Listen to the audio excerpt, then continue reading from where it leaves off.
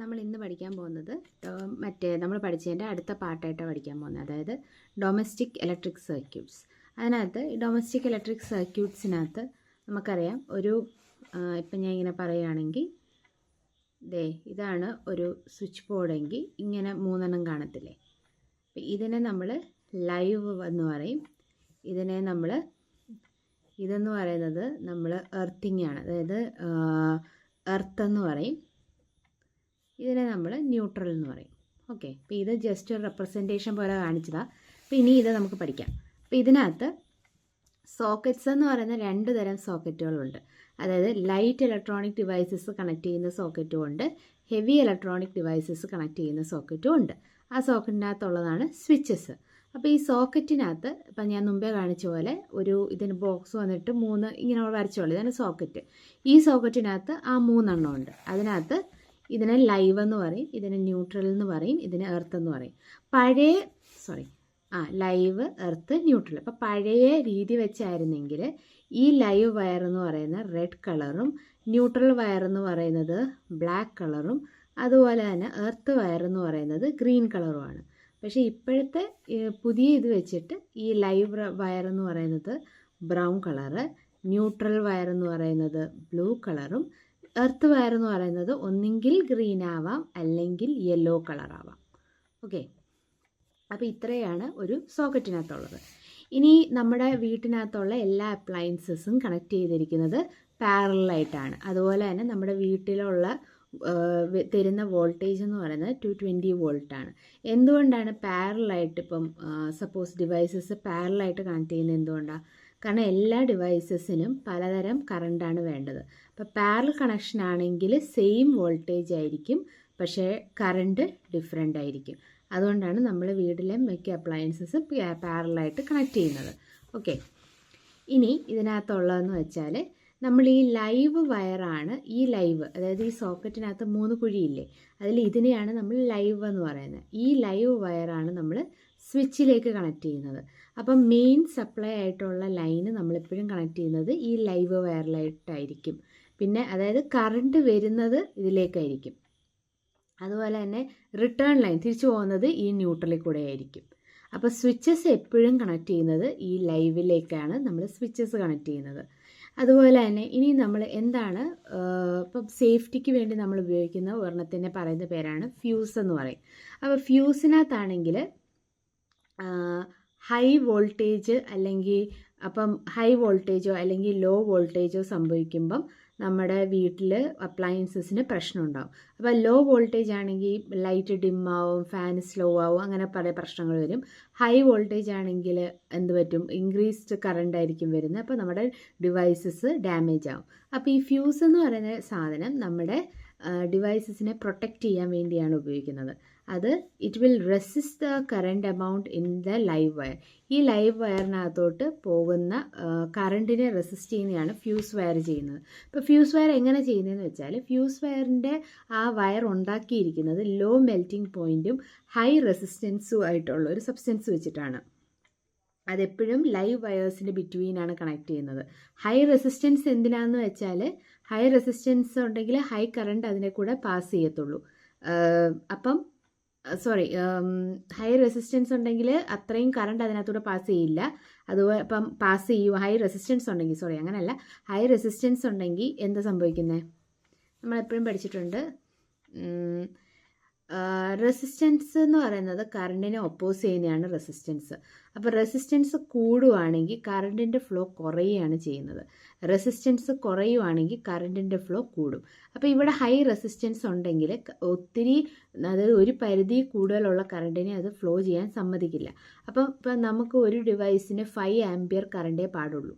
പക്ഷേ ഒരു 10 ampere current വന്നെന്ന് വെച്ചോ, അപ്പോൾ ഈ ഫ്യൂസ് എന്ത് ചെയ്യുമെന്ന് വെച്ചാൽ, ഈ 5 ആംപിയറിൽ കൂടുതലുള്ള കറണ്ടിനെ അത് പാസ് ചെയ്യാൻ സമ്മതിക്കില്ല. അതിൽ കൂടുതൽ കറണ്ട് വരുവാണെങ്കിൽ ആ വയർ അങ്ങ് മെൽറ്റായി പോയിട്ട് ആ സർക്യൂട്ട് അങ്ങ് ബ്രേക്ക് ആവും. അപ്പം സർക്യൂട്ട് ബ്രേക്ക് ആകുമ്പോൾ പിന്നെ കറണ്ട് ഫ്ലോ ചെയ്യത്തില്ലല്ലോ.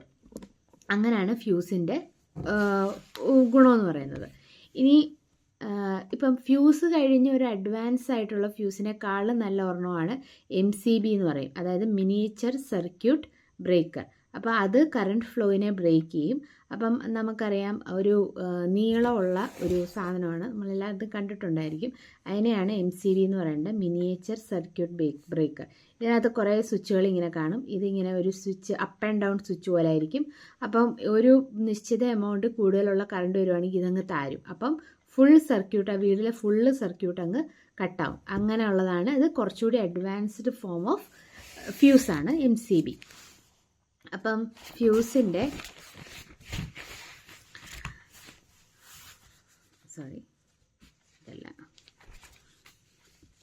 അപ്പോൾ MCBയുടേത് അല്ലാതെ പറയുകയാണെങ്കിൽ MCBയുടേത് ഫാസ്റ്റായിട്ടുള്ള ആക്ഷൻ ആയിരിക്കും. അപ്പോൾ അതിന് നമ്മളിപ്പോൾ ഫ്യൂസ് ആണെങ്കിൽ ഈ വയറ് മെൽറ്റാവും. അതായത് ഒരു നിശ്ചിത എമൗണ്ട് കൂടുതൽ കറണ്ട് വരുവാണെങ്കിൽ ആ വയറ് മെൽറ്റായി ആ സർക്യൂട്ട് ബ്രേക്ക് ആവുമെന്നല്ലേ നമ്മൾ പറഞ്ഞത്. അപ്പോൾ ഇവിടെ ആണെങ്കിൽ അങ്ങനെ ഇല്ലാത്തതുകൊണ്ട് നമുക്ക് എപ്പോഴും വയറ് ചേഞ്ച് ചെയ്യേണ്ട ആവശ്യം വരത്തില്ല. അപ്പോൾ നമ്മൾ ഞാൻ പറഞ്ഞില്ലേ ഇങ്ങനെ ഒരു ഇതിനകത്തായിരിക്കും CB സർക്യൂട്ട് ഇതെന്ന് പറയുന്നത്. ഈ ഒരു ബോക്സിന് നമ്മൾ ഡിസ്ട്രിബ്യൂഷൻ ബോക്സ് എന്നാണ് പറയുന്നത് കേട്ടോ. അപ്പോൾ ഇനി നമുക്ക് ഓരോ വയർസിനെയും പറ്റി പറയാം. അതിന് മുമ്പായിട്ട് ഈ ഒരു വയറിൻ്റെ കാര്യം നമ്മൾ പറഞ്ഞില്ലേ, ഈ ഒരു വയർ, ഇതിനെ നമ്മൾ എർത്ത് വയർ എന്നാണ് പറയുന്നത്. അതെന്തിനാണ് ഉപയോഗിക്കുന്നതെന്ന് നോക്കാം. അതായത് ഒരു ഡിവൈസ്, ആ എർത്ത് വയർ നമ്മൾ ഉപയോഗിക്കുന്നത് ഇപ്പോൾ ഈ ഒരു ഡിവൈസിനകത്തുനിന്ന് ഒരു മെറ്റൽ പ്ലേറ്റ് ആണ് ഒരു ഡിവൈസിന്. ആ മെറ്റൽ പ്ലേറ്റിൽ നിന്ന് നമ്മൾ കണക്ഷൻ കൊടുത്തേക്കുന്നത് എർത്തിലോട്ടായിരിക്കും. അതായത് എന്തെങ്കിലും ഒരു അപകടം വരുവാണെങ്കിൽ, അത് എക്സസ് കറണ്ട് വരുവാണെങ്കിൽ ഈ പ്ലേറ്റിൽ കൂടെ എർത്തിലേക്ക് പോകാൻ വേണ്ടി. അപ്പം ഒരു അപ്ലയൻസിൻ്റെ താഴെയായിരിക്കും ആ മെറ്റൽ പ്ലേറ്റ് ഉള്ളത്. അപ്പോൾ കറണ്ട് ആ ഇൻസുലേഷൻ ഫോൾട്ട് കാരണമോ എന്തെങ്കിലും കാരണമോ കറണ്ട് ഈ ഡിവൈസിനകത്ത് വരാതിരിക്കാൻ വേണ്ടിയാണ് ഇത് ചെയ്യുന്നത്. അപ്പം എപ്പോഴും ഈ മെറ്റൽ പ്ലേറ്റിന് ഈ ലോ റെസിസ്റ്റൻസ് ആയിരിക്കും. കാരണം എന്നാലല്ലേ കറണ്ട് ഇതിനകത്തോട്ട് പാസ് ചെയ്ത് എർത്തിലോട്ട് പോകത്തുള്ളൂ. അതുകൊണ്ട് ഇനി ഫ്യൂസിൻ്റെ കാര്യം പറയുകയാണെങ്കിൽ 2 തരം ഫ്യൂസുകളുണ്ട്. 5 ആംപിയർ ഫ്യൂസും ഉണ്ട്, 15 ആംപിയർ ഫ്യൂസും ഉണ്ട്. 5 ആംപിയർ ഫ്യൂസ് നമ്മൾ ലൈറ്റ് ഡിവൈസസിനും 15 ആംപിയർ ഉള്ള ഫ്യൂസ് ഹെവി ഡിവൈസസിനാണ് യൂസ് ചെയ്യുന്നത്. അപ്പോൾ ഇതേ കൂടുതൽ കറണ്ട് പാസ് ചെയ്താൽ ഈ ഫ്യൂസ് മെൽറ്റ് ആയിട്ട് ആ സർക്യൂട്ട് ബ്രേക്ക് ആവും. ഇതാണ് ഇതിൻ്റെ ഗുണമെന്ന് പറയുന്നത്. ഇപ്പം മെയിൻ സ്വിച്ച് കണക്ട് ചെയ്തേക്കുന്നത് ലൈവും ആൻഡ് ന്യൂട്രൽ സ്വിച്ച് നമ്മൾ main switch live and neutral വയറിനകത്തോട്ടാണ് കണക്ട് ചെയ്തേക്കുന്നത്, which is in turn connected to the distribution box. അതായത് ഇങ്ങനെ അപ്പം ഇങ്ങനെ ഒരു ബോക്സിനകത്തല്ലേ നമ്മൾ കുറേ ഉണ്ടെന്ന് പറഞ്ഞത്. അപ്പം എല്ലാ ലൈവും ന്യൂട്രൽ വയറുകളും ഇതിനകത്തോട്ടാണ് കണക്റ്റഡ് ആയിരിക്കുന്നത്. കാരണം ഇതിൽ നിന്നാണല്ലോ കറണ്ട് വരുന്നത്. അതായത് പുറത്തുനിന്നുള്ള ഒരു ട്രാൻസ്ഫോമറിൽ നിന്നുള്ളത് നമ്മുടെ മെയിൻ ഇതിനകത്ത് വരും, അതിൽ നിന്ന് ഇതിനകത്തോട്ട് വരും, ഇതിൽ നിന്നാണ് ഓരോ ഡിവൈസസിലോട്ടും വരുന്നത്. ഇനി കിലോ വോൾട്ട് അവർ മീറ്റർ അല്ലെങ്കിൽ ഇലക്ട്രിക്കൽ എനർജി മീറ്റർ എന്ന് പറയുന്നത് നമ്മുടെ വീടുകളുടെ പുറത്ത് അതിൽ നിന്നാണ് മറ്റേ KCBക്കാർ റീഡിങ് എടുക്കാൻ വരുന്നത്. അതിനെ ഇലക്ട്രിക്കൽ എനർജി മീറ്റർ എന്ന് പറയും. അതെന്ന് പറയുന്നത് എത്രമാത്രം ഇലക്ട്രിക്കൽ എനർജിയാണ് നമ്മൾ കൺസ്യൂം ചെയ്തത് എന്ന് നോക്കുന്നത്. അപ്പോൾ ഇലക്ട്രിസിറ്റി ബോർഡുകാർ വന്ന് അതിൽ നിന്നാണ് നമ്മൾ എത്രമാത്രം ഇലക്ട്രിക്കൽ എനർജി യൂസ് ചെയ്തു, അത് വെച്ചിട്ടാണ് നമ്മുടെ ബില്ലൊക്കെ വരുന്നത്. അപ്പോൾ അത് അതിനകത്തു നിന്നാണ് നമ്മുടെ മെയിൻ സ്വിച്ചിലേക്ക് കറണ്ട് വരുന്നത്. അപ്പം മെയിൻ സ്വിച്ചിനെ നമ്മൾ ഡബിൾ പോൾ സ്വിച്ച് എന്ന് പറയും. കാരണം അപ്പ് ആൻഡ് ഡൗൺ സ്വിച്ച് അല്ലേ, അപ്പോൾ അതിനെ ഡബിൾ പോൾ സ്വിച്ച് എന്ന് പറയും. ആ മെയിൻ സ്വിച്ചിൽ നിന്ന് കറണ്ട് ഡിസ്ട്രിബ്യൂഷൻ ബോക്സിലേക്ക് പോകും. ഡിസ്ട്രിബ്യൂഷൻ ബോക്സിൽ നിന്നാണ് പല സോക്കറ്റിലേക്കും കറണ്ട് വരുന്നത്. നമ്മുടെ വീട്ടിലുള്ള എല്ലാ സോക്കറ്റ്സിലേക്കും കറണ്ട് വരുന്നത്. അപ്പം എർത്തിങ് എന്തിനാണ് നമ്മൾ ചെയ്യുന്നത്? എർത്തിങ് എന്ന് വെച്ചാൽ ആ അപ്ലയൻസ് ഏതൊരു അപ്ലയൻസ് ആണെങ്കിലും ആ അപ്ലയൻസിൻ്റെ പുറത്ത് കറണ്ട് വരാതിരിക്കാൻ വേണ്ടി. എങ്ങാനും കറണ്ട് വന്നാൽ ആ കറണ്ട് ഈ പ്ലേറ്റിൽ കൂടെ എർത്തി പോകാൻ വേണ്ടിയാണ് നമ്മൾ എർത്തിങ് ചെയ്യുന്നത്. ഓക്കെ, ഇനി ഒരു ഇലക്ട്രിക്കൽ സർക്യൂട്ടിന് എന്തൊക്കെ ഫോൾട്ട് സംഭവിക്കാം? 2 രീതിയിൽ ഫോൾട്ട് സംഭവിക്കാം. ഒന്നെങ്കിൽ ഓവർലോഡിങ് സംഭവിക്കാം, അല്ലെങ്കിൽ ഷോർട്ട് സർക്യൂട്ട് ആവാം. ഓവർലോഡിങ് എന്ന് വെച്ചാൽ അതിനാവശ്യമുള്ളതിലും കൂടുതൽ കറണ്ട് ഫ്ലോ ചെയ്യുവാണെങ്കിൽ അതിനെ ഓവർലോഡിങ് എന്ന് പറയും. അതെങ്ങനെയാണ് സംഭവിക്കുന്നത്? പല കാരണങ്ങൾ കൊണ്ട് അങ്ങനെ സംഭവിക്കാം. ഒന്നെന്ന് പറയുന്നത് ഒരു സിംഗിൾ സോക്കറ്റിൽ പല ഡിവൈസസ് കണക്ട് ചെയ്യുക. അതായത് നമ്മൾ എക്സ്റ്റൻഷൻ ഉപയോഗിക്കുമ്പോൾ ഒരു സോക്കറ്റിൽ നിന്നാണ് നമ്മൾ കറണ്ട് എടുക്കുന്നത്, എന്നിട്ട് വീണ്ടും കുറേ സോക്കറ്റിലോട്ട് നമ്മൾ ഡിസ്ട്രിബ്യൂട്ട് ചെയ്യുന്ന പോലെ അല്ലേ. അതായത് ഒരു സിംഗിൾ സോക്കറ്റിലേക്ക് എക്സ്റ്റൻഷൻ ഉപയോഗിച്ച് പല ഡിവൈസസ് നമ്മൾ കണക്ട് ചെയ്യുക. അപ്പം കൂടുതൽ കറണ്ട് ഫ്ലോ ചെയ്യും. അപ്പം നമുക്ക് ഓവർലോഡിങ് അപ്പം സംഭവിക്കാം.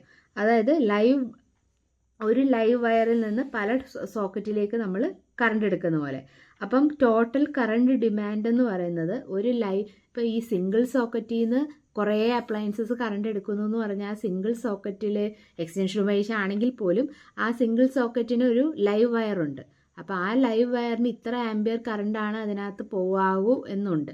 പക്ഷേ നമ്മൾ കുറേ ഡിവൈസസ് ഉപയോഗിക്കുന്നുണ്ട്, എല്ലാ ഡിവൈസസിനും പലതരം കറണ്ടുകളാണ് വേണ്ടത്. അപ്പോൾ പലതരം കറണ്ടുകൾ ഇതിനകത്തൂടെ ഇങ്ങനെ പാസ് ചെയ്യുന്നത് കൊണ്ട് നമുക്ക് വേണ്ട ടോട്ടൽ കറണ്ട് ഡിമാൻഡ് എന്ന് പറയുന്നത് ആ ലൈവ് വയറിൻ്റെ കപ്പാസിറ്റിയേക്കാളും കൂടുതലാണ്. അപ്പോഴും ഓവർലോഡിങ് സംഭവിക്കാം. അപ്പോൾ ഈ ലൈവ് വയർ ഈ കറണ്ട് ഫ്ലോയുടെ അതിൻ്റെ കപ്പാസിറ്റി എക്സീഡ് ചെയ്യുമ്പോൾ എന്ത് സംഭവിക്കുന്നത് വെച്ചാൽ ആ ലൈവ് വയർ ഹീറ്റാവും. ഹീറ്റാവുമ്പോൾ എന്ത് ചെയ്യും? ടെമ്പറേച്ചർ ഇൻക്രീസ് ആവും. അപ്പോൾ ആ ലൈവ് വയറിൻ്റെ ഇൻസുലേഷൻ കോട്ടിങ് മെൽറ്റ് ആവാൻ തുടങ്ങും. ആ ലൈവ് വയർ എക്സ്പോസ് ആവാൻ തുടങ്ങും. അതിന് ചിലപ്പം ഫയറും ക്യാച്ച് ചെയ്യാം. ഇതാണ് ഓവർലോഡിംഗ് എന്ന് പറയുന്നത്. രണ്ടാമത്തെ ഒരു പ്രശ്നം എന്ന് പറയുന്നതിനാണ് നമ്മൾ ഷോർട്ട് സർക്യൂട്ട് എന്ന് പറയും. ഷോർട്ട് സർക്യൂട്ട് എന്ന് വെച്ചാൽ ഏറ്റവും കറണ്ട് പാസ് ചെയ്യുന്ന ഏറ്റവും ചെറിയ പാത്തിനെയാണ് നമ്മൾ ഷോർട്ട് സർക്യൂട്ട് എന്ന് പറയുന്നത്. ലോ റെസിസ്റ്റൻസ് ആയിരിക്കും. അതായത് ഇതെപ്പോഴാണ് സംഭവിക്കുന്നത് വെച്ചാൽ ലൈവ് വയർ ന്യൂട്രൽ വയറിൻ്റെയും കോട്ടിങ് മെൽറ്റ് ചെയ്തിട്ട് അത് രണ്ടും കൂടി കോണ്ടാക്റ്റിൽ വന്നാൽ എന്ത് പറ്റും? കറണ്ട് അപ്പോൾ ആ ഒരു പാത്തിൽ കൂടെ ഈ കറണ്ട് എപ്പോഴും ഏറ്റവും ചെറിയ പാത്തിൽ കൂടെ സഞ്ചരിക്കാനേ നോക്കത്തുള്ളൂ. അപ്പോൾ ഇത് രണ്ടും കൂടി ഇങ്ങനെ ഫ്യൂസ് ചെയ്ത് ഒന്നായി വന്നാൽ അത് ഏറ്റവും ചെറിയ പാത്തായി മാറും. അപ്പോൾ അതിലേക്കൂടെ കറണ്ട് ഫ്ലോ ചെയ്യാൻ തുടങ്ങും. അപ്പോൾ അങ്ങനെ ലോ പാത്തിൽ കൂടെ കറണ്ട് ഫ്ലോ ചെയ്യാൻ തുടങ്ങിയാൽ അതിൻ്റെ വോൾട്ടേജ് കൂടും. അപ്പം വോൾട്ടേജ് കൂടുതലാണ് ലോ റെസിസ്റ്റൻസും ആണെങ്കിൽ വീണ്ടും ഹൈ കറണ്ട് ഫ്ലോ ചെയ്യും. അപ്പോൾ എന്ത് പറ്റും? ഹീറ്റ് ജനറേറ്റ് ആവും. ഹീറ്റ് ജനറേറ്റ് ആകുമ്പോൾ ടെമ്പറേച്ചർ ഇൻക്രീസ് ചെയ്യും. വീണ്ടും ഫയർ പിടിക്കാനുള്ള സാധ്യതയുണ്ട്. അപ്പോൾ ഇതെല്ലാം സോക്കറ്റ് പ്ലഗ്സ്, അപ്പം സ്പാർക്കിംഗ് ഉണ്ടാവും, ഫയറും ഉണ്ടാവും. ഇതൊക്കെയാണ് ഷോർട്ട് സർക്യൂട്ട്. ഓക്കെ, ഇനി വേറൊരെണ്ണമുണ്ട് DC ജനറേറ്റർ. DC ജനറേറ്റർ എന്ന് പറയുന്ന കൺസെപ്റ്റ് EMI ആണ്, അതായത് ഇലക്ട്രോ മാഗ്നറ്റിക് ഇൻഡക്ഷൻ. മൈക്കിൾ ഫാരഡേയുടെ ഇലക്ട്രോ മാഗ്നറ്റിക് ഇൻഡക്ഷൻ. അത് നമ്മൾ കഴിഞ്ഞ ക്ലാസ്സിൽ പഠിച്ചു. ജസ്റ്റ് ഒന്ന് പറയാം. അതായത് നമ്മുടെ ഒരു കോയിലുണ്ട്, കറണ്ട് ക്യാരിയിങ് ഒരു കോയിലുണ്ട്, ഒരു മാഗ്നറ്റും ഉണ്ട്. ഒരു നോർത്ത് പോൾ ഡയറക്ഷൻ ഉള്ള ഒരു ബാർ മാഗ്നറ്റും ഉണ്ടെന്ന് വെച്ചോ. അപ്പം നമ്മൾ ഇതിനകത്ത് ഒരു കണക്ഷനും ഇല്ല, ഒന്നുമില്ല, വെറുതെ ഇരിക്കുന്നൊരു കോയിലാണ്. ഈ മാഗ്നറ്റ് അങ്ങോട്ടും ഇങ്ങോട്ടും നീക്കുവാണെങ്കിൽ ഇതിന് ചുറ്റുമുള്ള മാഗ്നറ്റിക് ഫീൽഡിന് ചേഞ്ച് സംഭവിക്കും. അപ്പോൾ ഒരു changing magnetic field will induce a current in this coil. അപ്പോൾ അതിനെയാണ് ഇലക്ട്രോ മാഗ്നറ്റിക് ഇൻഡക്ഷൻ എന്ന് പറയുന്നത്. നമ്മുടെ ഇത് പറഞ്ഞത് മൈക്കിൾ ഫാരഡേ കേട്ടോ.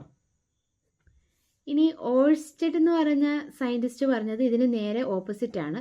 അതായത് ഒരു കോയിലുണ്ട്, അത് ഇതിനകത്ത് കറണ്ട് ക്യാരിയിങ് കോയിലാണ്. കറണ്ട് ക്യാരിയിങ് കോയിൽ ഒരു മാഗ്നറ്റിക് ഫീൽഡ് ക്രിയേറ്റ് ചെയ്യുമെന്നാണ് ഓൾസ്റ്റഡ് പറഞ്ഞത്. ഇത് relative motion between a coil and magnet will induce a current in that coil. ഇതിനാണ് മൈക്കിൾ ഫാരഡേ പറഞ്ഞത്. സോ ഈ തിയറി വെച്ചിട്ടാണ് ജനറേറ്റേഴ്സ് ഉണ്ടാക്കിയേക്കുന്നത്. അപ്പോൾ ജനറേറ്റേഴ്സ് എന്ത് ചെയ്യുന്നതെന്ന് വെച്ചാൽ രണ്ട് മാഗ്നറ്റിൻ്റെ ഇടയിൽ ഒരു കോയിൽ വെച്ചിട്ട് ഈ കോയിലിനെ ഇട്ട് കറക്കും. ഈ മാഗ്നറ്റിനെ കറക്കത്തില്ല, കോയിലിനെ കറക്കും. അപ്പോഴും ഒരു മാഗ്നറ്റിക് ഫീൽഡിന് ഒരു ചേഞ്ച് സംഭവിക്കില്ലേ? ചേഞ്ച് സംഭവിക്കുമ്പോൾ അവിടെ കറണ്ട് പ്രൊഡ്യൂസ് ആവും. അപ്പോൾ ഈ കോയിലിനെ കറക്കാനുള്ള പല മാർഗങ്ങൾ ഉണ്ട്. അതായത് ഒന്നെങ്കിൽ വെള്ളം ഉപയോഗിച്ച് കറക്കാം, അതാണ് നമ്മുടെ ഡാമുകളിൽ ചെയ്യുന്നത്. ഈ കോയിലെന്ന് പറയുന്ന ടർബൈനെ നമ്മൾ വെള്ളം ഉപയോഗിച്ച് ഇതിനെ ഇട്ട് കറക്കും, ഈ മാഗ്നറ്റിൻ്റെ ഇടയിലിട്ട്. അങ്ങനെയാണ് കറണ്ട് പ്രൊഡ്യൂസ് ചെയ്യുന്നത്. അങ്ങനെ പല മെത്തേഡ്സ് ഉണ്ട്. നമ്മൾ സോഴ്സ് ഓഫ് എനർജി എന്നും പറഞ്ഞ് ഇനി നമ്മൾ പഠിക്കും. അപ്പം നമുക്ക് കുറച്ചും കൂടി ഇതായിട്ട് പറയാം.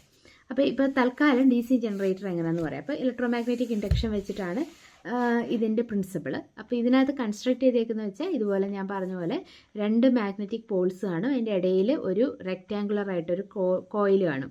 ആ കോയിലിനെയാണ് നമ്മൾ അർമേച്ചർ കോയിൽ എന്ന് പറയുന്നത്. ആ രണ്ട് മാഗ്നറ്റിൻ്റെ ഇടയിൽ വെക്കും. പിന്നെ ഒരു കമ്മ്യൂട്ടേറ്റർ എന്ന് പറയുന്ന ഒരു സ്പ്ലിറ്റ് റിങ്സ് ഉണ്ട്. ഇവിടെ ശ്രദ്ധിക്കുക, ഇതിപ്പോൾ DC ജനറേറ്ററിൻ്റെ കേസ് പറഞ്ഞുകൊണ്ട് നമ്മൾ സ്പ്ലിറ്റ് റിങ്സ് ഉപയോഗിക്കുന്നത്. AC ജനറേറ്റർ ആയിരുന്നെങ്കിൽ നമ്മൾ സ്ലിപ്പ് റിങ്സ് ആണ് ഉപയോഗിക്കുന്നത് കേട്ടോ. അപ്പം ഇങ്ങനെ രണ്ട് റിങ്സ് കാണും, R1 R2 എന്നും പറഞ്ഞ്. ഓരോ റിങ്ങും ഈ കോയിലിൻ്റെ അറ്റത്ത് അറ്റാച്ച് ചെയ്തിരിക്കും. പിന്നെ കാർബൺ ബ്രഷസ് കാണും, രണ്ട് ബ്രഷ്, അതിൽ ഓരോ ബ്രഷും ഓരോ റിങ്ങുമായിട്ട് അറ്റാച്ച് ചെയ്തിരിക്കും. ഇതൊരു കൺസ്ട്രക്ഷൻ മോഡൽ ഞാൻ പറഞ്ഞതാണ്. പിന്നെ ഒരു ഗാൽവനോമീറ്റർ വെച്ചിട്ട് നമുക്ക് ഡിറ്റക്ട് ചെയ്യാൻ പറ്റും കറണ്ട് എത്ര പ്രൊഡ്യൂസ് ചെയ്തെന്ന്. അപ്പോൾ ഇതിൻ്റെ മാഗ്നറ്റിക് ഫീൽഡ് ഡയറക്ഷൻ എന്ന് വെച്ചാൽ north pole to south pole ആയിരിക്കും ഇതിൻ്റെ ഡയറക്ഷൻ. അപ്പോൾ ഇതെങ്ങനെ വർക്ക് ചെയ്യുന്നതെന്ന് വെച്ചാൽ ഈ കോയിൽ നമ്മൾ റൊട്ടേറ്റ് ചെയ്യും. റൊട്ടേറ്റ് ചെയ്യുമ്പം ഈ കോയിൽ എന്ന് പറയുന്ന ഒരു ടർബൈനുമായിട്ട് കണക്റ്റഡ് ആയിരിക്കും. അപ്പോൾ ഈ ടർബൈനെയാണ് നമ്മൾ വാട്ടറോ അല്ലെങ്കിൽ വിൻഡോ അല്ലെങ്കിൽ സ്റ്റീമോ പല മെത്തേഡ്സിൽ നമ്മളതിനെ റൊട്ടേറ്റ് ചെയ്യും. റൊട്ടേറ്റ് ചെയ്യുമ്പോൾ കോയിലും റൊട്ടേറ്റ് ചെയ്യും. അങ്ങനെ ഈ കോയിലിൻ്റെയും മാഗ്നറ്റിൻ്റെയും ഒരു റിലേറ്റീവ് മോഷൻ കാരണം അവിടെ മാഗ്നറ്റിക് ഫീൽഡിന് ചേഞ്ച് ഉണ്ടാവും. അപ്പോൾ നമ്മൾ പഠിച്ചിട്ടുണ്ട് changing according to Michael Faraday changing magnetic field will induce a current. അപ്പോൾ ഈ കറണ്ടിൻ്റെ ഡയറക്ഷൻ എന്ന് പറയുന്നത് നമുക്ക് ഫ്ലെമിങ്ങിൻ്റെ ലെഫ്റ്റ് ഹാൻഡ് റൂൾ വെച്ച് കണ്ടുപിടിക്കാൻ പറ്റും. ഇതാണ് ഫ്ലെമിങ്ങിൻ്റെ ലെഫ്റ്റ് ഹാൻഡ് റൂൾ. ഓക്കെ, ഇങ്ങനെ. അപ്പോൾ ഇതിനകത്ത് തമ്പ് എന്ന് പറയുന്നത് മോഷൻ ഓഫ് ദ കണ്ടക്ടറും ഈ മിഡിൽ ഫിംഗറാണ് ഇൻഡ്യൂസ്ഡ് കറണ്ട് എന്ന് പറയുന്നത്. ഓക്കെ, ഇനി ഈ നമ്മൾ ഓരോ ഹാഫിലും ഈ കോയിലിൻ്റെ, അതായത് ഈ കോയിൽ ഇപ്പോൾ ഇങ്ങനെ ഇരിക്കുകയാണെങ്കിൽ ഇത് ഇങ്ങനെ ഇങ്ങനെ ഇങ്ങനെ ഇങ്ങനെ ഇങ്ങനെ ഇങ്ങനെ ഇങ്ങനെ ഇങ്ങനെ ഇങ്ങനെ ഇങ്ങനെ കറങ്ങിക്കൊണ്ടിരിക്കും. അപ്പം ഈ കോയിൽ റൊട്ടേറ്റ് ചെയ്യുമ്പോൾ നമ്മൾ മുമ്പേ പറഞ്ഞ സ്പ്ലിറ്റ് റിങ്സും റൊട്ടേറ്റ് ചെയ്യും. കാർബൺ ബ്രഷസ് സ്റ്റേഷനറി ആയിട്ടിരിക്കും കേട്ടോ. അപ്പോൾ ഈ AC ജനറേറ്റർ ആയിരുന്നെങ്കിൽ നമ്മൾ സ്ലിപ്പ് റിങ്സ് ആണ് ഉപയോഗിക്കുന്നത്. അപ്പോൾ ഈ പ്രൊഡ്യൂസ് ചെയ്യുന്ന കറണ്ട്, DC കറണ്ട് പ്രൊഡ്യൂസ് ചെയ്യുന്ന കറണ്ട് എപ്പോഴും DC കറണ്ട് ആയിരിക്കും. ഓക്കെ, അപ്പോൾ ഇത്രയാണ് നമ്മൾ പഠിക്കുന്നത്. ഇനി അടുത്ത ടോപ്പിക്കാണ് സോഴ്സസ് ഓഫ് എനർജി. അതുകൂടി പറയാം. ആദ്യം നമുക്ക് പഠിക്കാം വാട്ട് ഈസ് എനർജി. എനർജി എന്ന് വെച്ചാൽ the ability to do work. We need energy to do work. Work ചെയ്യാൻ വേണ്ട ഒരു ശക്തിയാണ് നമ്മൾ എനർജി എന്ന് പറയുന്നത്. അതിപ്പം ലിവിങ് തിങ്സിനാണെങ്കിൽ ജോഗ് ചെയ്യുമ്പം നമുക്ക് എനർജി വേണം, അല്ലെങ്കിൽ നോൺ ലിവിങ് തിങ്സിനാണെങ്കിൽ ബൾബ്, അങ്ങനെ പല രീതിയിൽ നമുക്ക് എനർജി വേണം. ഇനി രണ്ട് തരം സോഴ്സ് ഓഫ് എനർജി ഉണ്ട്. ഇപ്പോൾ ലിവിങ് തിങ്സിനാണെങ്കിൽ ഫുഡുണ്ട്, നോൺ ലിവിങ് തിങ്സിനാണെങ്കിൽ ഇലക്ട്രിസിറ്റി അല്ലെങ്കിൽ പവർ പ്ലാന്റിൽ നിന്ന് കിട്ടുന്ന എനർജി, അങ്ങനെ പല തരത്തിലുള്ള എനർജി ഉണ്ട്. What is A source of energy? Source of energy എന്ന് വെച്ചാൽ എവിടെ നിന്നാണോ എനർജി വരുന്നത് അതിനെയാണ് നമ്മൾ സോഴ്സ് ഓഫ് എനർജി എന്ന് പറയുന്നത്. ഇനി ഇപ്പം ഗുഡ് സോഴ്സ് ഓഫ് എനർജി ഉണ്ട്. അതായത് കൺവീനിയൻറ്റ്, നല്ല സോഴ്സ് ഓഫ് എനർജി എന്ന് പറയുന്നത് നമുക്ക് യൂസ് ചെയ്യാൻ കൺവീനിയൻ്റ് ആയിട്ടുള്ളതിനെയാണ് ഗുഡ് സോഴ്സ് ഓഫ് എനർജി എന്ന് പറയുന്നത്. ഫോർ എക്സാമ്പിൾ കുക്കിംഗ് ഫ്യൂവൽ, അത് വുഡോ അല്ലെങ്കിൽ LPGയോ അല്ലെങ്കിൽ എനർജി സോഴ്സ്. രണ്ട് തരം എനർജി സോഴ്സ് ഉണ്ട്. കൺവെൻഷനലും ഉണ്ട്, നോൺ കൺവെൻഷനലും ഉണ്ട്. കൺവെൻഷനൽ വെച്ചാൽ ട്രഡീഷണൽ ആയിട്ട് പണ്ടോട്ടേ നമ്മൾ യൂസ് ചെയ്യുന്നത് ഫോസിൽ ഫ്യൂവൽസ് ആയ കോള്, ഗ്യാസ്, നാച്ചുറൽ ഓയിൽ, അല്ലെങ്കിൽ thermal power plant, hydro power plant, biomass, wind energy, ഇതെല്ലാം എന്താണെന്ന് ഓരോന്ന് എക്സ്പ്ലെയിൻ ചെയ്യും. പിന്നെ നോൺ കൺവെൻഷനൽ എന്ന് വെച്ചാൽ ഇപ്പോൾ ഡിസ്കവർ ചെയ്തത്, പക്ഷേ ഒത്തിരി നമ്മൾ യൂസ് ചെയ്യുന്നില്ല. For example solar energy, tidal energy, wave energy, geothermal energy, nuclear energy, അങ്ങനത്തത്. ഓക്കെ, ഈ സോളാർ എനർജി എന്താണെന്നറിയാമല്ലോ, സണ്ണിൽ നിന്നുള്ളത്. ടൈഡ്സ് എന്ന് വെച്ചാൽ എന്താ, അതായത് നമ്മുടെ ഓഷ്യൻ അല്ലെങ്കിൽ സീക്കകത്ത് നമ്മളെ മൂണിന്, നമ്മൾ every action as equal and opposite reaction പോലെ നമ്മുടെ എർത്ത് മൂണിനെ പുള്ളി ചെയ്യുന്നുണ്ട്. അതുപോലെ തന്നെ മൂൺ തിരിച്ച് എർത്തിനെയും പുള്ളി ചെയ്യുന്നുണ്ട്. പക്ഷേ എർത്ത് ഭയങ്കര വലുതായതുകൊണ്ട് ആ പുള്ള് എവിഡൻ്റ് അല്ല. പക്ഷേ ആ പുള്ള് നമുക്ക് കാണാൻ പറ്റുന്ന ടൈഡ്സ് വെച്ചാണ്. അപ്പം ഈ എർത്തിനെ നമ്മൾ മൂൺ വലിക്കുന്ന ആ ഒരു എഫക്റ്റ് നമ്മൾ കാണുന്നതിനെയാണ് ടൈഡ്സ് എന്ന് പറയുന്നത്. വേവ് എന്ന് വെച്ചാൽ നമ്മുടെ വെള്ളത്തിൻ്റെ മേളിൽ കൂടെ പല പ്രഷർ ഡിഫറൻസിൽ വിൻഡ് ഫ്ലോ ചെയ്യും. അപ്പോൾ ആ വിൻഡ് ഫ്ലോ ചെയ്യുന്നത് ആ വെള്ളത്തിൻ്റെ മേളിൽ കൂടെ ഇങ്ങനെ പോകുന്നത് നമുക്ക് അറിയാൻ പറ്റുന്നതാണ് വേവ്സ് എന്ന് പറയുന്നത്. ജിയോ തെർമൽ എനർജി എന്ന് വെച്ചാൽ നമ്മുടെ എർത്തിൻ്റെ അകത്ത് മോൾട്ടൻ ആയിട്ടുള്ള മാഗ്മ കോറൊക്കെ ഉണ്ട്, ഭയങ്കര ചൂടുള്ള. അപ്പോൾ അതിന് ഏതെങ്കിലും ഒരു ഗ്യാപ്പ് ഇടയിൽ കൂടെ കിട്ടുമ്പോൾ അത് പുറത്തേക്ക് വരുന്നതും അതിൻ്റെ അവിടെയുള്ള വെള്ളത്തിനെ ചൂടാക്കുന്നതും അത് സ്റ്റീം ആവുന്നതും അതിനെ ജിയോ തെർമൽ എനർജി എന്ന് പറയുന്നത്. അത് ഞാൻ പറയാം, ഇതൊക്കെ എക്സ്പ്ലെയിൻ ചെയ്യും. ന്യൂക്ലിയർ എനർജി എന്ന് വെച്ചാൽ അൺസ്റ്റേബിൾ ആയിട്ടുള്ള ന്യൂക്ലിയർ ഒന്നെങ്കിൽ ഒരുമിക്കുക അല്ലെങ്കിൽ സ്പ്ലിറ്റ് ആവുക. ഇത് ഞാൻ പറഞ്ഞുതരാം. ഫിഷനും ഫ്യൂഷനും ഉണ്ട്, അത് പറഞ്ഞുതരാം. അപ്പം നമുക്ക് എനർജി എന്താണ്? എബിലിറ്റി അല്ലെങ്കിൽ കപ്പാസിറ്റി ടു ഡു വർക്കിനെയാണ് നമ്മൾ എനർജി എന്ന് പറയുന്നത്. ഗുഡ് സോഴ്സ് ഓഫ് എനർജി എന്ന് പറയുന്നത് സേഫും കൺവീനിയൻറ്റും ഈസിയായിട്ട് ട്രാൻസ്പോർട്ട് ചെയ്യാൻ പറ്റുന്നതോ സ്റ്റോർ ചെയ്യാൻ പറ്റുന്നതോ എക്കണോമിക്കലായിട്ടുള്ളതിനെയാണ് ഗുഡ് സോഴ്സ് ഓഫ് എനർജി എന്ന് പറയുന്നത്. അപ്പോൾ energy use to obtain the source should be less than the output, അല്ലേ? അപ്പം നമ്മൾ എപ്പോഴാണ് ഒരു സോഴ്സ് നല്ലതെന്ന് പറയുന്നത്? നമ്മൾ ഒരു എഫേർട്ട് ഇട്ടിട്ട് ആ സോഴ്സിനെ കണ്ടുപിടിച്ച് കഴിഞ്ഞിട്ട് ആ സോഴ്സ് ഉപയോഗിച്ച് നമ്മൾ എന്തെങ്കിലും ഒരു കാര്യം ചെയ്യുന്നു. അപ്പോൾ ഈ കണ്ടുപിടിക്കാനുള്ള എഫേർട്ട് തന്നെ ഭയങ്കര ആണെങ്കിൽ നമ്മൾ അതിൻ്റെ റിസൾട്ട് എന്ന് പറയുന്നത് കുറച്ചേ ഉള്ളൂ. അങ്ങനെയാണെങ്കിൽ അത് ഗുഡ് സോഴ്സ് ഓഫ് എനർജി അല്ല. ഈസി ആയിട്ട് കണ്ടുപിടിക്കാൻ പറ്റും, നമുക്കത് കൺവീനിയൻ്റ് ആയിട്ട് സ്റ്റോർ ചെയ്യാം, എല്ലാം ചെയ്യാം. അതിൽ നിന്ന് കിട്ടുന്ന എനർജി ഔട്ട്പുട്ട് എന്ന് പറഞ്ഞാൽ ഭയങ്കര വലുതുമാണ്. അങ്ങനെയാണെങ്കിലാണ് അതൊരു ഗുഡ് സോഴ്സ് ഓഫ് എനർജി എന്ന് നമുക്ക് പറയാൻ പറ്റുന്നത്. അപ്പോൾ എനർജി സോഴ്സ് എപ്പോഴും ഡ്യൂറേഷൻ ഓഫ് യൂസും എക്സ്റ്റെൻഡ് ഓഫ് യൂസിനെ അനുസരിച്ചിരിക്കും. ഓക്കെ, അപ്പോൾ ഇനി നമുക്ക് ഓരോന്നായിട്ട് പറയാം. അതിന് ഫസ്റ്റ് നമ്മൾ പറയാൻ പോകുന്നത് തെർമൽ പവർ പ്ലാന്റ്സിനെ പറ്റിയാണ്. അപ്പോൾ തെർമൽ പവർ പ്ലാന്റ്സ് അല്ലെങ്കിൽ തെർമോ ഇലക്ട്രിക് പ്ലാന്റ് എന്ന് വെച്ചാൽ ഹീറ്റിനെ ഇലക്ട്രിസിറ്റി ആക്കുന്നു. അപ്പം നമ്മൾ ഫോസിൽ ഫ്യൂവൽസ് ബേൺ ചെയ്യുന്നു. ഇപ്പോൾ ഇന്ത്യയുടെ കേസ് പറയുകയാണെങ്കിൽ കോള് പോലുള്ള ഫോസിൽ ഫ്യൂവൽസിനെ നമ്മൾ ബേൺ ചെയ്യുന്നു.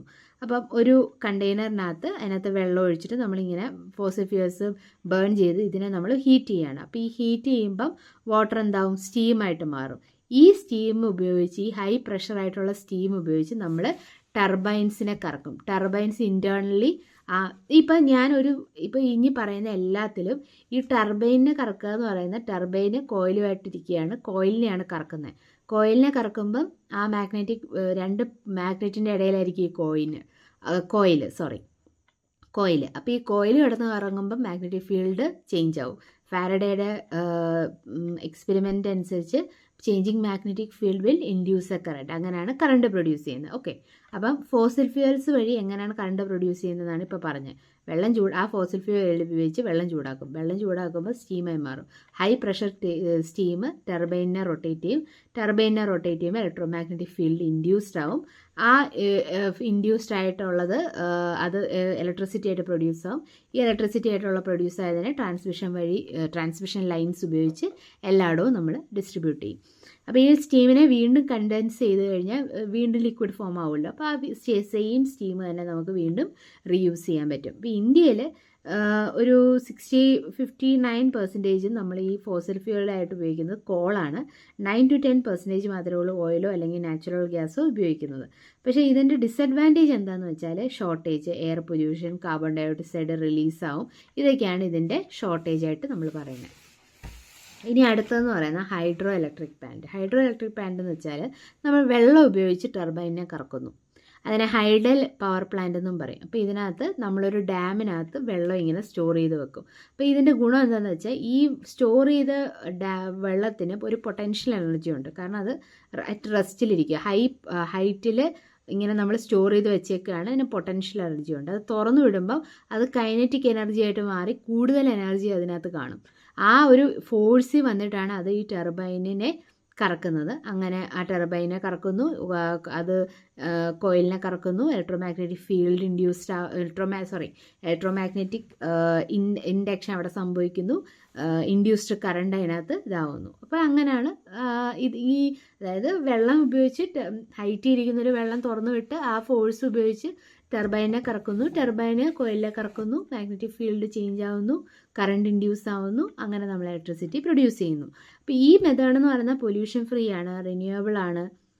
ഒരു 50 to 100 ഇയേഴ്സ് വരെ ഒരു ഡാം പണിതാൽ നമുക്ക് ഉപയോഗിക്കാം. ലോ മെയിൻ്റെനൻസുമാണ്. പക്ഷേ പ്രശ്നം എന്താണെന്ന് വെച്ചാൽ ഇത് ഉണ്ടാക്കാനായിട്ട് ഇനിഷ്യൽ ഇൻവെസ്റ്റ്മെൻറ്റ് ഭയങ്കര കൂടുതലാണ്. ഫ്ലോറ ഫോണ എന്ന് വെച്ചാൽ എന്താ, പ്ലാന്റ്സ് ആൻഡ് ആനിമൽസിന് ഇത് നല്ല അതായത് ആ ഒരു ഏരിയയിലോട്ടുള്ളത് നമ്മൾ ഉള്ള കാടൊക്കെ വെട്ടി തെളിച്ചാൽ ഇത് ഉണ്ടാക്കുന്നത്. അപ്പോൾ അതിൻ്റെ ഉള്ള ഫ്ലോറ ഡാമേജ് ഉണ്ടാവും. വലിയ ഏരിയ വേണം ഇത് ചെയ്യാനായിട്ട്. അടുത്തതെന്ന് പറയുന്നത് വിൻഡ് എനർജി, അതായത് കാറ്റ് ഉപയോഗിച്ച് ടർബൈനെ കറക്കുന്നു. അപ്പം വിൻഡ് എന്ന് വെച്ചാൽ എന്താ, മൂവ്മെൻറ്റ് ഓഫ് എയറിനെയാണ് നമ്മൾ വിൻഡ് എന്ന് പറയുന്നത്. അപ്പം നമ്മുടെ എർത്ത് പല സൈഡിലും പല സർഫസിലും പല ഹീറ്റിംഗ് ആയതുകൊണ്ട് പല പ്രഷർ ഡിഫറൻസ് കാണും. അപ്പം ചൂടായിട്ടുള്ള എയർ മേളിലോട്ട് പൊങ്ങും, തണുപ്പായിട്ടുള്ള എയർ താഴോട്ട് താരും. അങ്ങനെയാണ് വിൻഡ്. അങ്ങനെ ആ ഒരു പ്രോസസ്സ് കാരണമാണ് വിൻഡ് ഉണ്ടാകുന്നത്. ഇപ്പോൾ ഫോർ എക്സാമ്പിൾ ഇപ്പം സീഷോറിൽ പോവുകയാണെങ്കിൽ നമുക്ക് സീ ബ്രീസും ലാൻഡ് ബ്രീസും കാണാൻ പറ്റും. രാവിലെ ഉള്ളതിനെ സീ ബ്രീസും രാത്രി ഉള്ളതിനെ ലാൻഡ് ബ്രീസും ആണെന്നാണ് പറയുന്നത്. സീ ബ്രീസ് എന്താണെന്ന് വെച്ചാൽ പകൽ സമയത്ത് ഇതിപ്പോൾ കരയും ഇത് വെള്ളമാണെന്ന് വെച്ചോ, പകൽ സമയത്ത് നമ്മുടെ കരയിലുള്ള മണൽ ഭയങ്കര ചൂടായിരിക്കും. അപ്പോൾ ആ മണലിൻ്റെ അതിൻ്റെ മേളിലുള്ള എയർ മേളിലോട്ട് റൈസ് ചെയ്യുമ്പം ഈ വെള്ളം as compared to land will be cool. അപ്പോൾ ആ വെള്ളത്തിലുള്ള മേളിലുള്ള കാറ്റ് ഇങ്ങോട്ട് വരും. അപ്പം കടലിൽ നിന്ന് കരയിലേക്ക് കാറ്റടിക്കുന്ന പോലെ തോന്നും. അതിനെയാണ് സീ ബ്രീസ് എന്ന് പറയുന്നത്. ലാൻഡ് ബ്രീസ് നേരെ തിരിച്ചാണ്. രാത്രിയാവുമ്പം ഈ കര പെട്ടെന്ന് കൂളാവും. വെള്ളത്തിന് കുറച്ചുകൂടി സമയമെടുക്കും കൂളാവാൻ വേണ്ടി. അപ്പോൾ എന്താ പറ്റുന്നതെന്ന് വെച്ചാൽ വെള്ളത്തിൻ്റെ മേളിലുള്ളത് ആസ് കമ്പയർഡ് ടു ലാൻഡ് കുറച്ചും കൂടി ഹോട്ടായിരിക്കും. അപ്പോൾ ആ എയർ റൈസ് ചെയ്യുമ്പം ലാൻഡിൽ നിന്നുള്ള കൂൾ എയർ ആ പ്ലേസിലേക്ക് അങ്ങോട്ട് പോകും. അപ്പം ലാൻഡിൽ നിന്ന് കടലിലോട്ട് കാറ്റടിക്കുന്ന പോലെ തോന്നും. അതിനെയാണ് നമ്മൾ ലാൻഡ് ബ്രീസ് എന്ന് പറയുന്നത്. അപ്പം ഇങ്ങനൊരു മൂവ്മെൻറ്റ് ഓഫ് എയർ ഈ ചൂട് എയറും തണുത്ത എയറും തമ്മിലുണ്ട്. അപ്പം മൂവിങ് എയറിന് ഒരു വെലോസിറ്റി ഉണ്ട്. അപ്പോൾ ഈ വെലോസിറ്റി നമ്മൾ യൂട്ടിലൈസ് ചെയ്യുന്നത് വിൻഡ് മിൽസിലാണ്. അപ്പോൾ വിൻഡ് മില്ലിൻ്റെ ബ്ലേഡുകളിലെ ആ ബ്ലേഡ് ഈ ഒരു പ്രഷർ ഉപയോഗിച്ചിട്ടാണ് കറങ്ങുന്നത്. അത് ആർമേച്ചർ കോയിലുമായിട്ട് കണക്റ്റഡ് ആണ്. അത് ഇലക്ട്രോമാഗ്നറ്റിക് ഇൻഡക്ഷന് അത് ഉണ്ടാക്കും. അങ്ങനെ കറണ്ട് പ്രൊഡ്യൂസ് ചെയ്യും. ഏറ്റവും വലിയ മിൻമില്ലുള്ളത് കന്യാകുമാരിയിലാണ്. അപ്പം പൊല്യൂഷനില്ല, മെയിൻ്റനൻസ് കോസ്റ്റ് കുറവാണ്. പക്ഷേ എന്താ പ്രശ്നമെന്ന് വെച്ചാൽ അവിടെയും ഇനിഷ്യൽ ഇൻവെസ്റ്റ്മെൻറ്റ് കോസ്റ്റ് വലുതാണ്. പിന്നെ അതുപോലെ തന്നെ മിനിമം 15 km/h സ്പീഡിലുള്ള വിൻഡ് വേണം നമുക്കിത് ഇൻസ്റ്റാൾ ചെയ്യാനായിട്ട്. അതുപോലെ തന്നെ കണ്ടിന്യൂസ് വിൻഡും വേണം. അതുപോലെ ഇത് ബേർഡ്സിനെ നന്നായിട്ട് ഹാം ചെയ്യും. അടുത്ത എനർജിയാണ് ബയോമാസ് അല്ലെങ്കിൽ ബയോ എനർജി എന്ന് പറയുന്നത്. Energy from biomass is called bioenergy. അതായത് ബയോമാസ് എന്ന് വെച്ചാൽ എന്താ, പ്ലാന്റ്സും ആനിമൽസിൻ്റെ ഓർഗാനിക് വേസ്റ്റ്. അപ്പം നമ്മളിത് എങ്ങനെ ഉണ്ടാക്കുന്നതെന്ന് വെച്ചാൽ ഈ വേസ്റ്റും വെള്ളവും കൂടി കലർക്കി ഒരു ടാങ്കിനകത്ത് ഇടും. അപ്പോൾ ഈ ടാങ്കിനകത്ത് അനേറോബിക് ബാക്ടീരിയ ഉണ്ട്. അതായത് ഓക്സിജൻ വേണ്ടാത്ത ബാക്ടീരിയയാണ് നമ്മൾ അനേറോബിക് ബാക്ടീരിയാസ് എന്ന് പറയുന്നത്. ഈ ബാക്ടീരിയ ഈ വേസ്റ്റിനെ വാട്ടറിനെ ഇത് ഡീകമ്പോസ് ചെയ്ത് അതിൽ നിന്ന് ഒരു ഗ്യാസ് പ്രൊഡ്യൂസ് ചെയ്യും. ഈ ഗ്യാസ് എന്ന് പറയുന്നത് നമ്മളൊരു ടാങ്കിനകത്ത് കളക്ട് ചെയ്തിട്ട് ഔട്ട്ലെറ്റ് വഴി നമ്മൾ നമ്മുടെ യൂസിന് ഉപയോഗിക്കും. ഈ പ്രൊഡ്യൂസ് ചെയ്യുന്ന ഗ്യാസ് എന്ന് പറയുന്നത് methane, carbon dioxide, hydrogen sulphide പോലുള്ള ഗ്യാസാണ്. അപ്പം മീഥെയിൻ എന്ന് പറയുന്നത് നമുക്ക് കുക്കിങ്ങിനൊക്കെ ഉപയോഗിക്കാം, കത്തിക്കാം, കാരണം മീഥെയിൻ എന്ന് പറയുന്നത്. അതുപോലെ തന്നെ ഇതിൻ്റെ ബൈ പ്രോഡക്റ്റ് ആയിട്ടുള്ള വേസ്റ്റ് ഇല്ലേ, അതിനെ നമുക്ക് വളമായിട്ട് ഉപയോഗിക്കാം, കാരണം it will be rich in nitrogen and sulphur. അപ്പം ഈ ഫ്യൂവലായിട്ട് ഗോബർ ഗ്യാസ് ഇതൊക്കെ ഉപയോഗിക്കുമ്പോൾ ഇതിൻ്റെ ഗുണം എന്താണെന്ന് വെച്ചാൽ സ്മോക്കില്ല, ചീപ്പാണ്, പൊല്യൂഷൻ ഇല്ല, അങ്ങനെയൊക്കെ. പക്ഷെ ഒത്തിരി നമുക്ക് പ്രൊഡ്യൂസ് ചെയ്യാൻ പറ്റത്തില്ല. അതാണ് ഇതിൻ്റെ ഒരു ഡ്രോബാക്ക് എന്ന് പറയുന്നത്. ഇനി അടുത്ത ആണ് നമ്മൾ പഠിക്കാൻ പോകുന്നത് സോളാർ എനർജി. അത് ഏറ്റവും ഇമ്പോർട്ടൻ്റ് ആയിട്ടുള്ളൊരു എനർജിയാണ്. Major energy source of earth is from the sun ആണ് ഏറ്റവും വലിയ സോഴ്സ് ഓഫ് എനർജി. നമ്മുടെ സൺ എന്ന് പറയുന്നത് നമ്മളെക്കാൾ ഒരു 1.5 × 10⁸ കിലോമീറ്റർ ഡിസ്റ്റൻസിലാണ് സിറ്റുവേറ്റ് ചെയ്യുന്നത്. ഇത്ര നമുക്ക് ഒരു 4.5 × 10⁹ ഇയേഴ്സായിട്ട് നമുക്ക് സണ്ണിൻ്റെ എനർജി തരുന്നുണ്ട്. ഏകദേശം സയൻറ്റിസ്റ്റ് പറയുന്ന രീതിയിലാണെങ്കിൽ ഏകദേശം ഇനി 5 × 10⁹ ഇയേഴ്സും കൂടി നമുക്ക് വെളിച്ചം തരും. അപ്പം നമ്മൾ ഇന്ത്യയിൽ തന്നെ 5000 ട്രില്യൺ കിലോവാട്ട് അവറാണ് നമ്മൾ സണ്ണിൻ്റെ എനർജിയിൽ നിന്ന് നമ്മൾ പ്രൊഡ്യൂസ് ചെയ്യുന്ന എനർജി. അതായത് ഒരു സ്ക്വയർ മീറ്ററിൽ നിന്ന് തന്നെ നമ്മൾ 4.7 kWh പ്രൊഡ്യൂസ് ചെയ്യുന്നത്. അപ്പം നമുക്ക് ഈ സണ്ണിൻ്റെ എനർജി തന്നെ ഡയറക്റ്റായിട്ടും യൂസ് ചെയ്യാം, സ്റ്റോർ ചെയ്തും യൂസ് ചെയ്യാം. സ്റ്റോർ ചെയ്യുന്നത് നമ്മൾ സോളാർ സെല്ലുകളിലാണ് സണ്ണിൻ്റെ എനർജി സ്റ്റോർ ചെയ്തിട്ട് നമ്മൾ യൂസ് ചെയ്യുന്നത്. ഡയറക്റ്റായിട്ട് യൂസ് ചെയ്യുവാണെങ്കിൽ കുക്കർ അല്ലെങ്കിൽ ഹീറ്റേഴ്സിലൊക്കെ നമ്മൾ ഡയറക്റ്റായിട്ടാണ് യൂസ് ചെയ്യുന്നത്. അപ്പോൾ ഡയറക്റ്റായിട്ട് യൂസ് ചെയ്യുന്നത് എങ്ങനെയാണെന്ന് വെച്ചാൽ, ഇപ്പോൾ ഫോർ എക്സാമ്പിൾ ഇങ്ങനെ ഒരു ബോക്സ് കാണും. അത് ഫുള്ള് ബ്ലാക്ക് കളറായിരിക്കും, കാരണം മാക്സിമം റിഫ്ലക്ഷനൊക്കെ ഇത് ഫുള്ള് ലൈറ്റ് അബ്സോർബ് ചെയ്യുന്ന ഏറ്റവും നല്ല കളർ ബ്ലാക്ക് ആയതുകൊണ്ടാണ് ഫുൾ കോട്ടിങ്ങും ബ്ലാക്ക് ആയിരിക്കും. ഇവിടെ ഒരു മിറർ കാണും. അപ്പോൾ ഈ സൺലൈറ്റ് ഇവിടെ വന്ന് അടിക്കും. ഇവിടെ ആയിരിക്കും നമ്മൾ ഫുഡ് എന്താണെന്ന് വെച്ചാൽ ഇവിടെ ആയിരിക്കും വെക്കുന്നത്. അപ്പോൾ ഈ ലൈറ്റുകളെല്ലാം റിഫ്ലക്റ്റ് ചെയ്ത് ഇതിനകത്തോട്ടായി അങ്ങനെ അത് ചൂടാവും. പിന്നെ ചുറ്റുമുള്ളത് തെർമോക്കോൾ ആയിരിക്കും, അല്ലെങ്കിൽ ഫുള്ള് ബ്ലാക്ക് ആയിരിക്കും ഫോർ മാക്സിമം അബ്സോർപ്ഷൻ. അപ്പം ഇങ്ങനെയാണ് ഒരു സോളാർ കുക്കർ വർക്ക് ചെയ്യുന്നത്. പക്ഷേ സോളാർ സെൽ എന്താ ചെയ്യുന്നത് വെച്ചാൽ ഈ ഹീറ്റിനെ സ്റ്റോർ ചെയ്തിട്ട് അത് ഇലക്ട്രിസിറ്റി ആയിട്ട് മാറ്റും. ഇപ്പോൾ സ്ട്രീറ്റ് ലൈറ്റൊക്കെ അങ്ങനെയാണ്. അപ്പം ഈ സോളാർ സെൽ ഉണ്ടാക്കിയിരിക്കുന്നത് സിലിക്കോൺ എന്ന് പറയുന്ന ഒരു സെമി കണ്ടക്ടർ വെച്ചിട്ടാണ്. അപ്പോൾ സിലിക്കോണിൻ്റെ പ്രത്യേകത എന്ന് വെച്ചാൽ ലോ ടെമ്പറേച്ചറിൽ അതിലൊരു ഇൻസുലേറ്ററായിട്ടും ഹൈ ടെമ്പറേച്ചറിൽ അതൊരു കണ്ടക്ടറുമായിട്ടാണ് ആക്ട് ചെയ്യുന്നത്. അപ്പോൾ സിലിക്കോൺ എങ്ങനെ ഇതെന്ന് വെച്ചാൽ നടുക്കൊരു സിലിക്കോൺ ലെയർ കാണും, മേളിലും താഴെ ഇലക്ട്രോഡ്സ് കാണും. ഈ ഇലക്ട്രോഡ്സ് എന്ന് പറയുന്ന ഒരു പൊട്ടൻഷ്യൽ ഡിഫറൻസിനെയാണ് ക്രിയേറ്റ് ചെയ്യുന്നത്. അപ്പം ഇത് ജസ്റ്റ് ഒരു എക്സ്പ്ലനേഷൻ പറയുവാണെങ്കിൽ സൺലൈറ്റ് വന്ന് വീഴുമ്പം ടെമ്പറേച്ചർ കൂടും ആണല്ലോ. അപ്പോൾ ഈ ഇലക്ട്രോൺസ് ഈ ഔട്ടർ ലെയറിൽ നിന്ന് ഡിറ്റാച്ച് ആവാൻ തുടങ്ങും. അത് ഫ്രീ ഇലക്ട്രോൺസ് ആയിട്ട് മാറും. ഈ ഫ്രീ ഇലക്ട്രോൺസ് ഓൾറെഡി ഇലക്ട്രോഡ്സ് വെച്ച് നമ്മളൊരു പൊട്ടൻഷ്യൽ ഡിഫറൻസ് ക്രിയേറ്റ് ചെയ്ത് കൊടുത്തത് കൊണ്ട് ഈ ഫ്രീ ഇലക്ട്രോൺസ് എന്താ സംഭവിക്കും, ഫ്ലോ ചെയ്യാൻ തുടങ്ങും. അപ്പോൾ ഇലക്ട്രോൺസ് ഫ്ലോ ചെയ്താൽ എന്താ സംഭവിക്കുന്നത്, കറണ്ട് പ്രൊഡ്യൂസ് ആവും. അപ്പോൾ ഒരു സിംഗിൾ സെല്ലിൽ നിന്ന് നമുക്ക് 0.7 വോൾട്ട് നമുക്ക് കിട്ടും. പിന്നെ ലോ മെയിൻ്റെനൻസ് ആണ്, ലോ പൊല്യൂഷനാണ്. പ്രശ്നം റെയിനിയോ അല്ലെങ്കിൽ ക്ലൗഡി ഡേയ്സോ ഒക്കെ വരുവാണെങ്കിൽ കിട്ടാൻ കുറച്ച് ബുദ്ധിമുട്ടാണ്. പിന്നെ അതുപോലെ തന്നെ ഇത് നമ്മൾ പ്രൊഡ്യൂസ് ചെയ്യുന്ന DC ആയിരിക്കും. അപ്പോൾ DC ചില അപ്ലയൻസസിന് DC കറണ്ട് പോരെ AC കറണ്ട് വേണം. അപ്പോൾ DC AC ആയിട്ട് കൺവേർട്ട് ചെയ്തിട്ട് വേണം ചില അപ്ലയൻസസിന് ഉപയോഗിക്കാൻ. ഇനി അടുത്ത എനർജിയാണ് നമ്മൾ ഓഷ്യൻ എനർജി എന്ന് പറയുന്നത്. ഓഷ്യൻ എനർജി എന്ന് പറയുന്നത് 3 തരമുണ്ട്. Tidal energy, wave energy, ocean thermal energy അല്ലെങ്കിൽ OTE എന്ന് പറയും. അപ്പോൾ ഈ ഓഷ്യോ തെർമൽ എനർജി എന്ന് പറയുന്നത് നമ്മുടെ ഓഷ്യനകത്ത് മേളത്തെ ലെയറും ഉണ്ട്, താഴത്തെ ലെയറും ഉണ്ട് അല്ലേ. അപ്പം മേളത്തെ ലെയർ എന്ന് പറയുന്നത് ഓഷ്യോ തെർമൽ എനർജിയെ പറ്റിയാണ് പറയുന്നത് കേട്ടോ. മേളത്തെ ലെയർ എന്ന് പറയുന്നത് ഒരു 25 ഡിഗ്രി സെൽഷ്യസ് ആയിരിക്കും. പക്ഷേ ഏറ്റവും താഴെ ഓഷ്യൻ്റെ ഏറ്റവും അടിത്തട്ട് എന്തായിരിക്കും, -5 ഡിഗ്രി സെൽഷ്യസ് ആയിരിക്കും. അപ്പോൾ എപ്പോഴും ഇങ്ങനെ ഈ ഒരു ഓഷ്യൻ തെർമൽ എനർജി ഉപയോഗിച്ച് ഇലക്ട്രിസിറ്റി പ്രൊഡ്യൂസ് ചെയ്യണമെങ്കിൽ ഈ 2 ലെയേഴ്സിൻ്റെ ഇടയിലുള്ള ഒരു difference minimum 15 degree to 20 degree Celsius ആണെങ്കിൽ മാത്രമേ ഇത് നമുക്ക് ചെയ്യാൻ പറ്റത്തുള്ളൂ. അപ്പോൾ അങ്ങനെയാണെന്ന് വെക്കുക. അങ്ങനെയാണെങ്കിൽ ഈ ടെമ്പറേച്ചർ ഡിഫറൻസ് ഉപയോഗിച്ചിട്ടാണ് നമ്മൾ കറണ്ട് പ്രൊഡ്യൂസ് ചെയ്യുന്നത്. എങ്ങനെയാണെന്ന് വെച്ചാൽ ടെമ്പറേച്ചർ ഡിഫറൻസ് വരും അല്ലേ. അപ്പോൾ ടെമ്പറേച്ചർ ഡിഫറൻസ് വരുമ്പം നമ്മളുടെ ഒരു അമോണിയ പമ്പുണ്ട്. അപ്പോൾ ഈ അമോണിയയുടെ പ്രത്യേകത എന്താണെന്ന് വെച്ചാൽ അതിന് ലോ ബോയിലിംഗ് പോയിൻ്റ് ആണ്, പെട്ടെന്ന് ബോയിലാവും.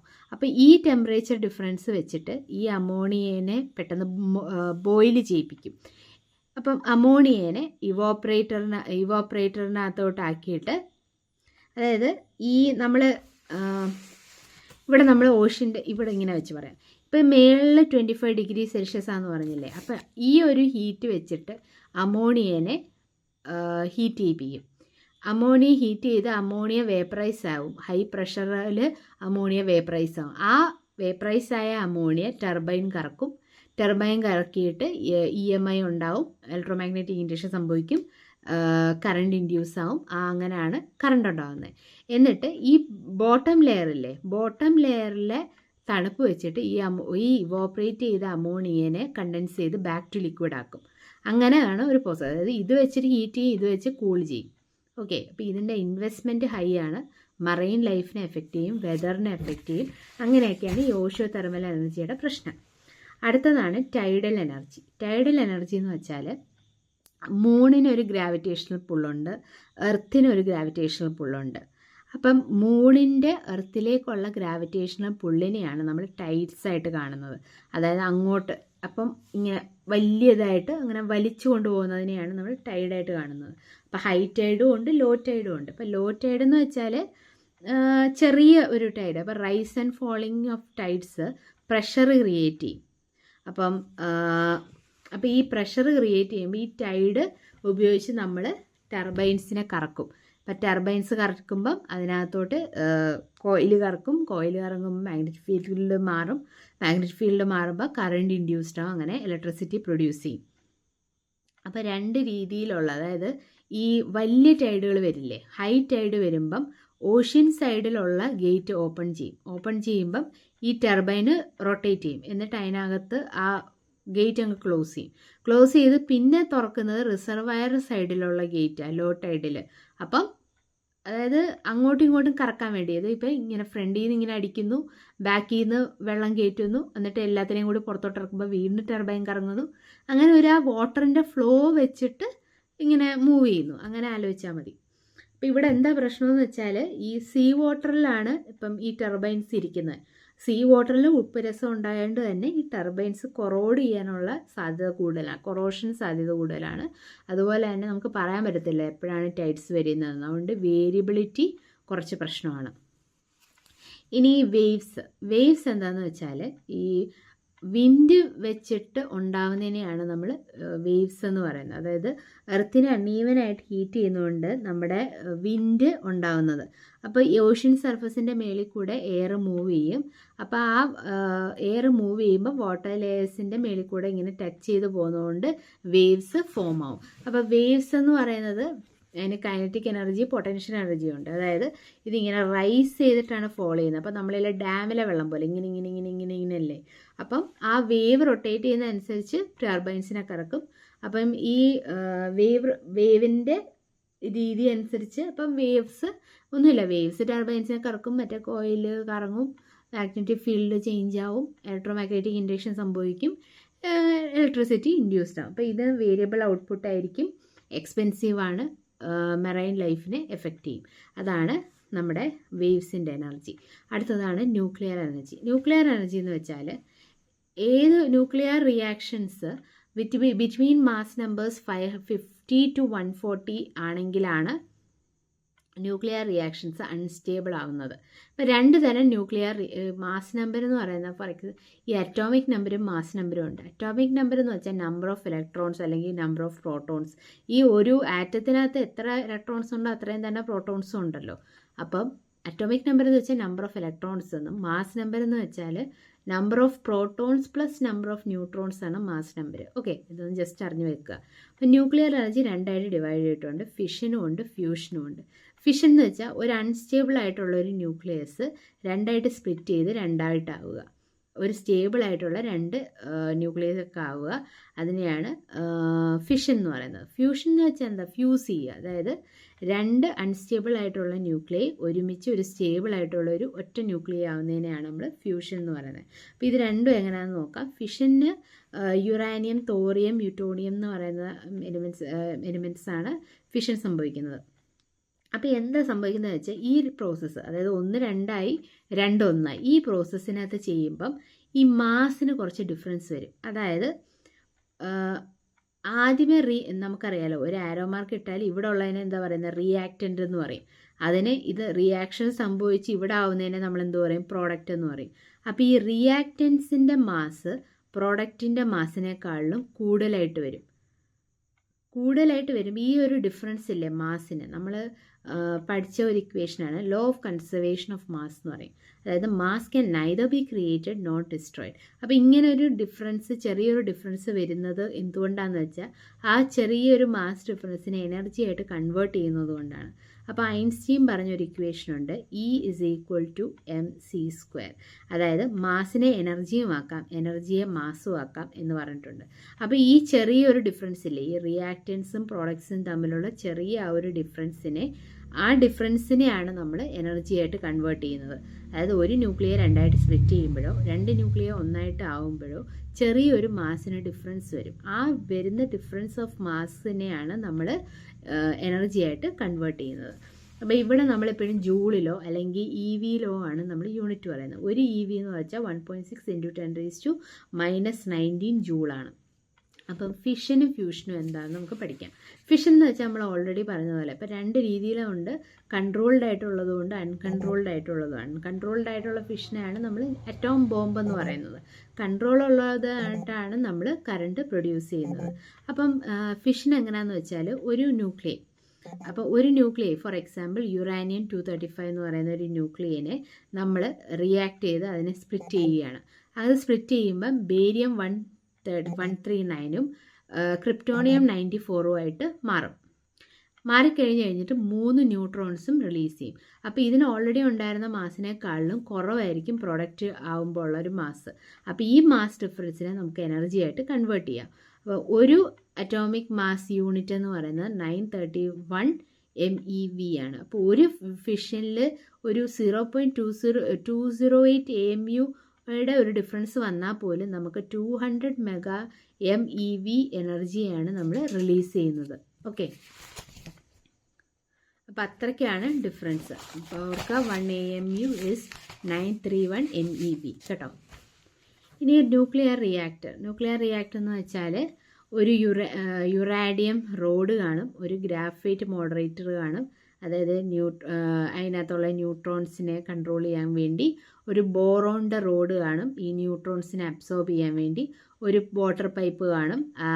അതിന് സ്റ്റീം അതായത് ഇത് റിയാക്ട് ചെയ്യും. ഇതെങ്ങനെയാണെന്ന് വെച്ചാൽ യുറാനിയം റോഡ് വെച്ചിട്ട് ഇത് സ്പ്ലിറ്റ് ആവും, അല്ലെങ്കിൽ റിയാക്ഷൻ സംഭവിക്കും. ആ റിയാക്ഷൻ സംഭവിക്കുമ്പോൾ ഒരു എനർജി പ്രൊഡ്യൂസ് ചെയ്യത്തില്ലേ. അപ്പോൾ വാട്ടർ പൈപ്പിലൂടെ വെള്ളം പോകുന്നുണ്ട്. അപ്പോൾ ഈ എനർജി വെച്ചിട്ട് നമ്മൾ ഈ വാട്ടറിനെ ഹീറ്റ് ചെയ്യും. വാട്ടറിനെ ഹീറ്റ് ചെയ്യുമ്പം സ്റ്റീമായിട്ട് അത് മാറും, ഹൈ പ്രഷർ സ്റ്റീമായിട്ട്.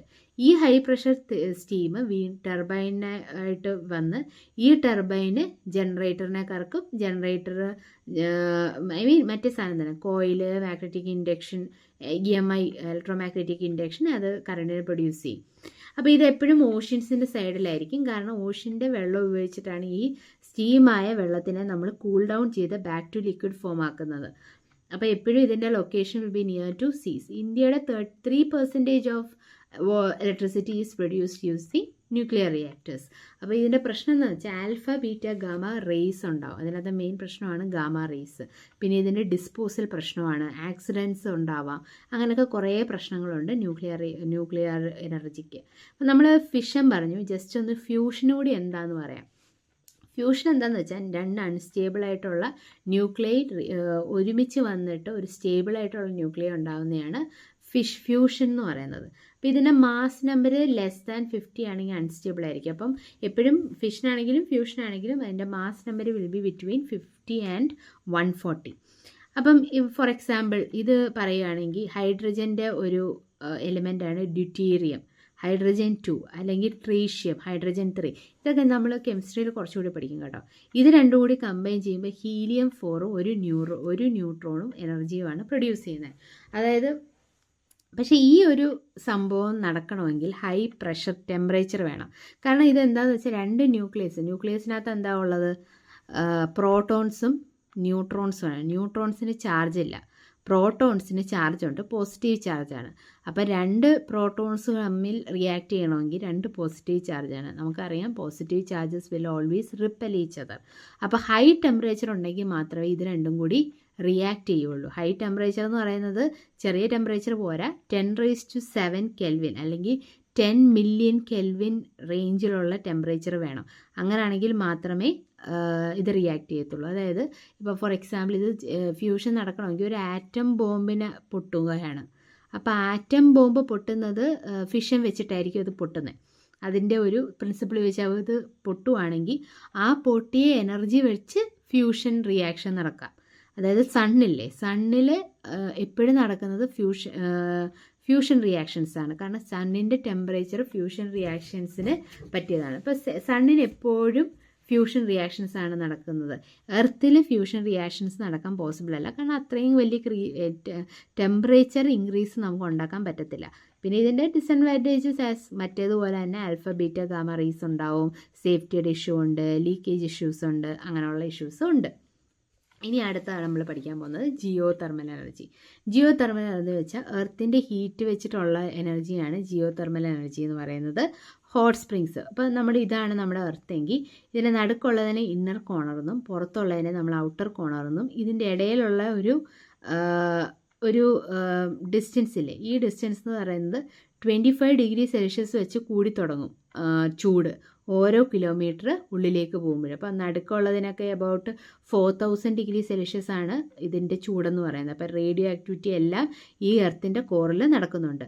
അപ്പോൾ ഈ ഔട്ടർ കോർ എന്ന് പറയുന്ന റോക്സോ, അപ്പോൾ ഔട്ടർ കോറിലുള്ള റോക്ക് ഈ ഇന്നർ കോറിലുള്ള ഹീറ്റിനെ അബ്സോർബ് ചെയ്യുകയും മെൽറ്റ് ആവുകയും ചെയ്യും. അങ്ങനെ ആ റോക്സ് അബ്സോർബ് ചെയ്ത് മെൽറ്റായ ആ റോക്കിനെയാണ് നമ്മൾ മാഗ്മ എന്ന് പറയുന്നത്. അപ്പം നമ്മളൊരു എർത്ത് ഇത് പറയുകയാണെങ്കിൽ ഇതിനെ കോറെന്ന് പറയും. ഇത് നടുക്കുള്ള സ്പേസിനെ മാൻഡിൽ എന്ന് പറയും. ഇവിടെയാണ് റോക്സ് ഉള്ളത്. മേളിലുള്ളതിനെ ക്രസ്റ്റ് എന്ന് പറയും. ഇതിനകത്ത് പ്ലേറ്റ്സ് ഉള്ളത്.